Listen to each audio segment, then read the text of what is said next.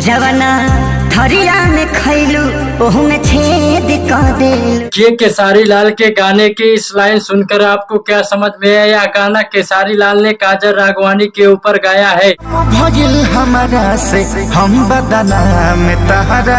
Hello नमस्कार दोस्तों, देखिए केसारी लाल इस गाने के माध्यम से बिना साबुन के काजल राघवानी को किस प्रकार से धो रहे हैं। देखिए केसारी लाल ने कहा कि आपका नाम हमसे हुआ, आप हमें बदनाम कर रहे हैं। खुशी देख के तुझसे रहल न गई। देखिए केसारी लाल की खुशी देखकर काजल राघवानी से रहा नहीं गया, इसीलिए काजल राघवानी केसारी लाल को बदनाम करती रहती हैं। देखिए केसारी लाल ने काजल राघवानी को एक ही गाने से उनके सारे इंटरव्यू को खत्म कर दिया। देखिए केसारी लाल का एक ही गाना काजल राघवानी के 10 इंटरव्यू के बराबर था। इसी गाने के माध्यम से केसारी लाल ने काजल राघवानी को करारा जवाब दिया। अब काजल राघवानी केसारी लाल से पंगा नहीं लेंगी। देखिए केसारी लाल के इस गाने की हर पॉइंट काजल राघवानी को करारा जवाब दे रही है। वीडियो अच्छा लगा वीडियो को लाइक और चैनल को सब्सक्राइब जरूर करें।